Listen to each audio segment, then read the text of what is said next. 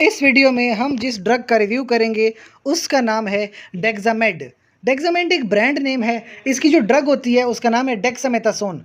Tablets हैं 0.5 mg और इस पैकिंग में आपको 100 टैबलेट्स मिलती हैं, यानी 10-10 टैबलेट का एक पत्ता होता है, 10 पत्ते होते हैं और 100 टैबलेट्स आपको एक पैकिंग में मिल जाती हैं। अब डेक्सामेड टैबलेट जो है 0.5 mg बहुत ही कम डोज है। इसकी हाई डोज भी अवेलेबल है 0.75 mg, 1 mg, 1.5 mg, 2, 4, 6 और 20 mg तक अवेलेबल है। स्पेसिफिकली कौन कौन सी बीमारियों में इस्तेमाल होती है? सबसे पहले तो सूजन, जिसको हम इन्फ्लेमेशन कहते हैं। कहीं आपको चोट लग गई या कहीं पे कोई इन्फेक्शन हो गया, यूँ ही किसी चीज़ ने आपको बाइट किया, जैसे मच्छर वगैरह या कोई इंसेक्ट ने बाइट किया है, तो इन्फ्लेमेशन हो जाती है, सूजन बन जाती है।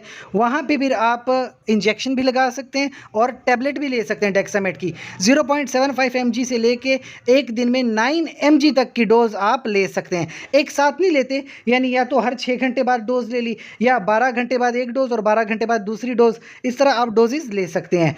इसके अलावा एक प्रॉब्लम है मल्टीपल स्क्लेरोसिस। खास करके मल्टीपल स्क्लेरोसिस में नर्वस सिस्टम का प्रॉब्लम है, ब्रेन का इशू होता है यहाँ पे मल्टीपल स्क्लेरोसिस में। उसके लिए फिर आप 30 mg तक की प्रोडक्ट जो है 30 mg पर डे ले सकते हैं, एक हफ्ते तक लेते रहते हैं। इसके अलावा सेरिब्रल एडिमा है, यानी कि अगर आपके ब्रेन में कहीं पानी इकट्ठा हो गया है, इसको सेरिब्रल एडिमा कहते हैं, तब आप डेक्सामेथासोन के इंजेक्शंस लगवाते हैं। शुरुआत में इंजेक्शन लगाए जाते हैं 10 mg तक, उसके बाद जो है आप इंजेक्शन थोड़े कम कर देते हैं, 4 mg तक ले आते हैं।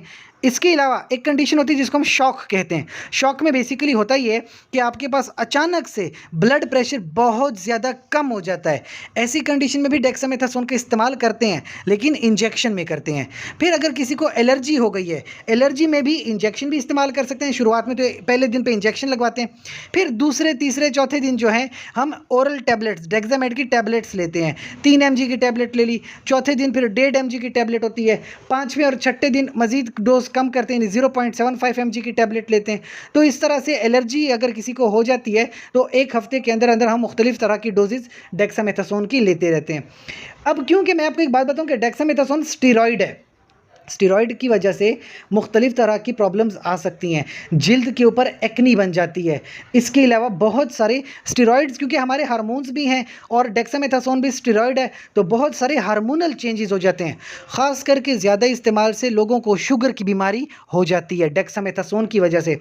इसके अलावा बहुत सारे फ्लूइड इम्बैलेंसेस हो जाते हैं। देखिए, आपके पास कार्डियोवास्कुलर प्रॉब्लम्स हैं, फ्लूइड इम्बैलेंसेस हैं, इसके साथ साथ वेट गेन होता है, डेक्सामेथासोन से वेट गेन भी होता है।